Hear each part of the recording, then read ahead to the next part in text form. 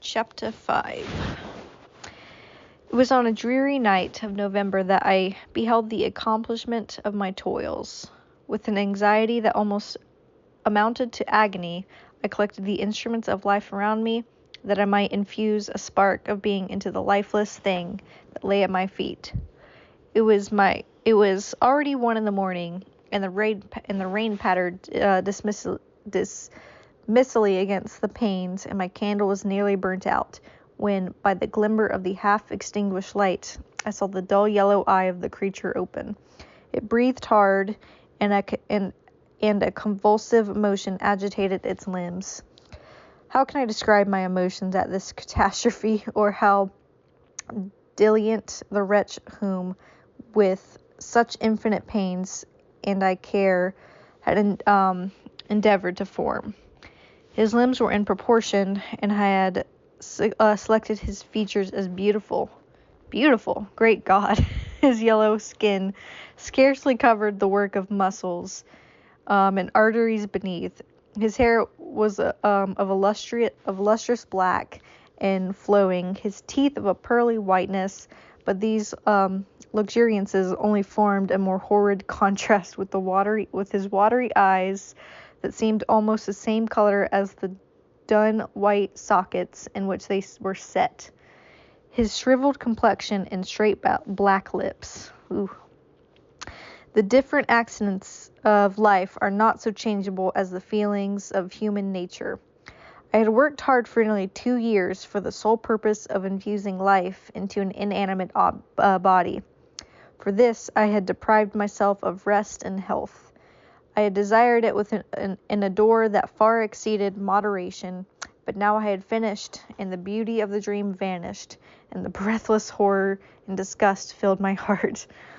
Unable to endure the aspect of the being I created, I rushed out of the room and continued a long time traversing my bedchamber, unable to compose my mind to sleep. Bro, you cannot go to sleep. You just fucking created a monster. You're going to go to sleep right next to it? At length, lassitude succeeded to my tumult I had before endured, and threw myself on the bed in my clothes, endeavoring to seek a few moments of forgetfulness. But it was in vain. I slept indeed, but it was disturbed by the wildest dreams. I thought I saw Elizabeth in the bloom of health, walking the streets of Ingolstadt. Delighted and surprised, I embraced her, but as I imprinted the first kiss on her lips... Why would you kiss your sister on the lips? I know they're not blood, but like, kind of fucking weird. They became livid with the hue of death. Her features appeared to change, and I thought that I held the corpse of my dead mother in my arms. A shroud enveloped her form, and I saw the grave worms crawling in the folds of her flannel. Jeez. Voice isn't used to talking this much. I started from my sleep with a horror. A cold dew covered my forehead. My teeth chattered, and every limb became convulsed. When by the dim and yellow light of the moon, as it forced its way through the window shutters, I beheld the wretch, the miserable monster whom I had created. He held up the curtain of the bed, and his eyes, if eyes they may be called, were fixed on me. His jaws opened, and he muttered some inarticulate sounds, while a grin wrinkled his cheeks. He might have spoken, but I did not hear. One hand was stretched out, seemingly to detain me, but I escaped and rushed downstairs. I took refuge in the courtyard belonging to the house which I inhabited, where I remained during the rest of the night, walking up and down in the greatest agitation, listening attentively, catching and fearing each sound, as if it were to announce the approach of the demoniacal corpse to which I had so miserably given life. Oh, no mortal could support the horror of that countenance. A mummy again, endued with animation, could not be so hideous as that wretch. I gazed on him while unfinished. He was ugly then, but when those muscles and joints were rendered capable of motion, it became a thing such as Dante could not even as Dante could have conceived. I passed the night wretchedly. Sometimes my pulse beat so quickly and hardly and I felt the palpitation of every artery at others. I nearly sank to the ground through languor and extreme weakness. Mingled with this horror, I felt the bitterness of disappointment. Dreams that had been my food and pleasant rest for so long a space, were now became a hell to me, and the change was so rapid, the overthrow so complete. Morning, dimsel and wet, at length dawned, and discovered to my sleepless and aching eyes the church of Ingolstadt, its white steeple and clock, which indicated the 6th hour. The porter opened the gates of the court, which had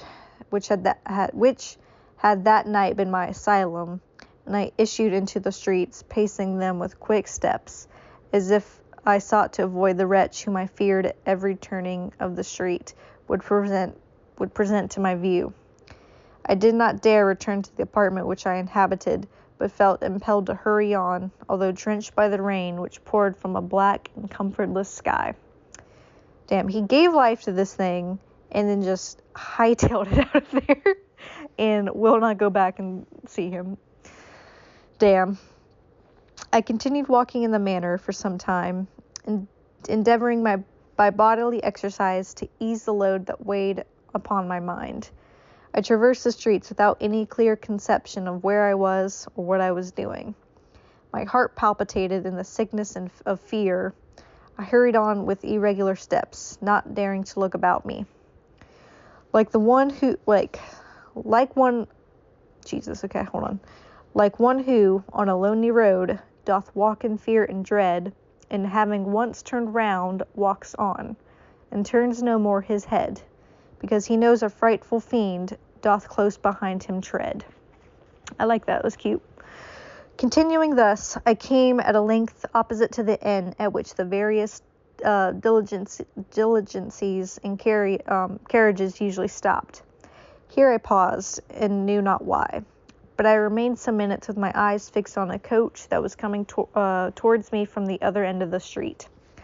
As it drew nearer, I observed that it was the Swiss diligence.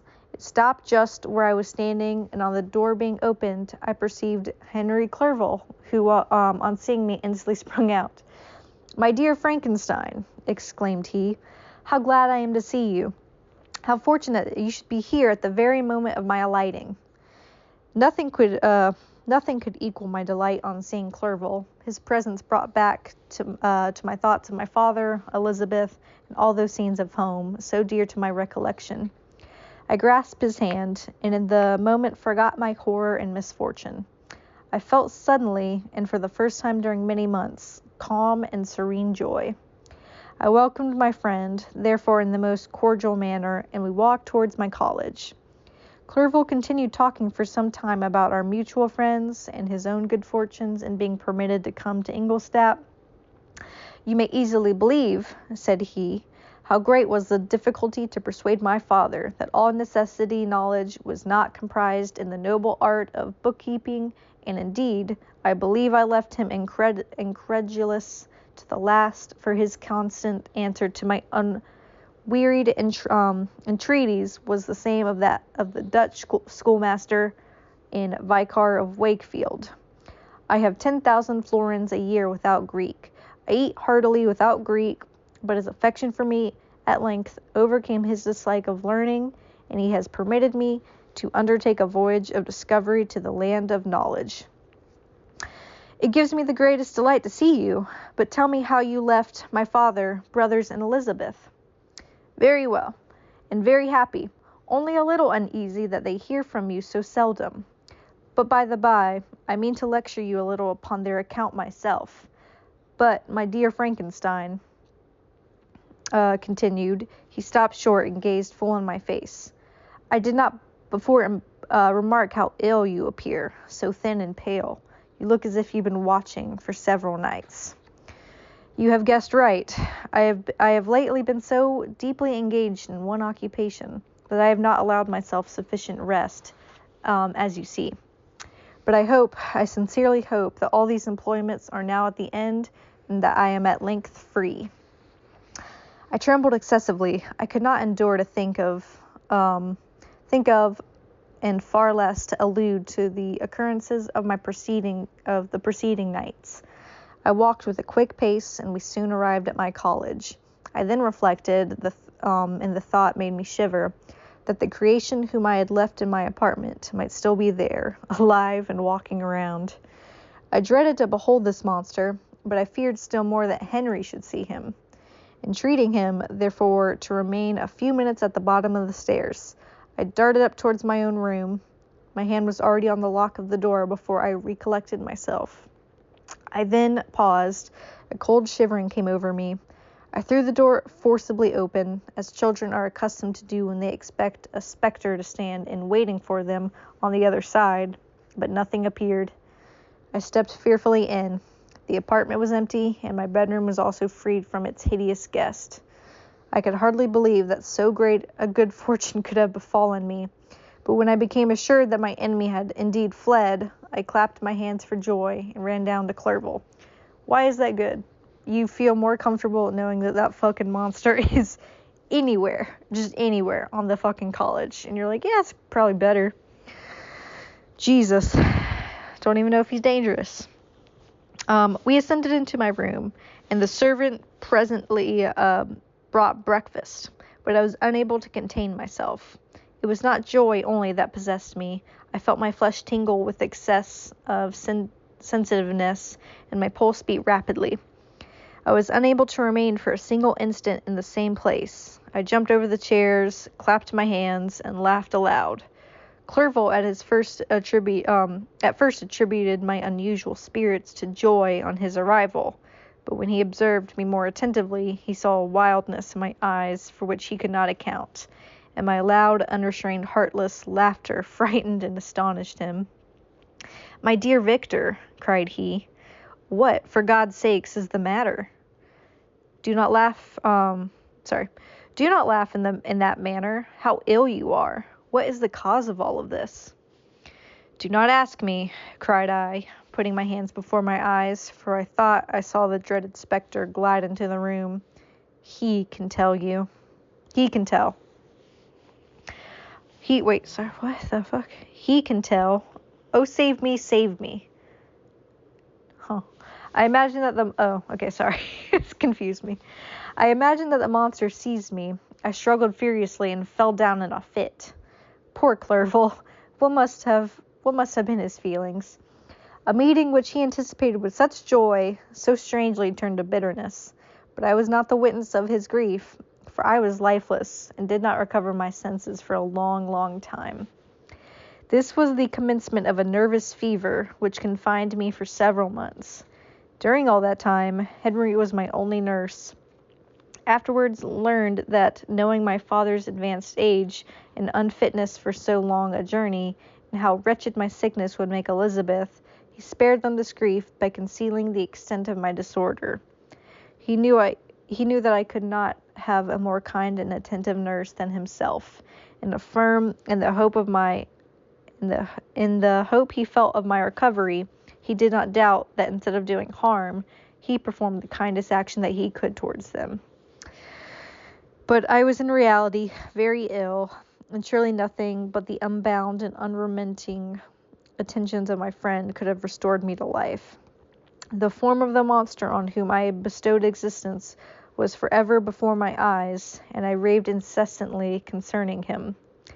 Doubtless my words surprised Henry. He had forced them to believe the wanderings of my disturbed imagination, but the pertinency with which I continually recurred to the same subject persuaded that my disorder indeed owed its origin to some uncommon and terrible event. By very slow degrees, and with frequent relapses that alarmed and grieved my friend, I recovered. I remembered the first time I became capable of observing outward objects with any kind of pleasure. I perceived that the fallen leaves had disappeared, and the young buds were shooting forth from the trees that shaded my window. It was a divine spring, and the season contributed greatly to my convalescence. I felt also sentiments of joy and affection revive in my bosom. My gloom disappeared, and in a short time I became as cheerful before I was attacked by the fatal passion. Dearest Clerval, exclaimed I, how kind, how very good you are to me. This whole winter, instead of being spent in study, as you promised yourself, has been consumed in my sick room. How shall I ever repay you? I feel the greatest remorse for the disappointment of which I have been the occasion, but you will forgive me. You will repay me entirely if you do not decompose yourself, but get well as fast as you can. And since you appear in such good spirits, I may speak to you on one subject, may I not? I trembled. One subject. What could it be? Could he allude to an object on whom I dared not even think of? Compose yourself, said Clerval, who observed my change of color. I will not mention it if it agitates you, but your father and cousin would be very happy if they received a letter from you in your own handwriting. They hardly know how ill you have been, and are uneasy at your long silence. Is that all, my dear Henry? How could you suppose that my first thought would not fly towards those dear, dear friends whom I love and who are so deserving of my love? If this is your present temper, my friend, you will perhaps be glad to see a letter that has been lying here for some days for you. It is from your cousin, I believe. Sorry, I know I'm not doing a very good job at distinguishing the voices, but, it is what it is.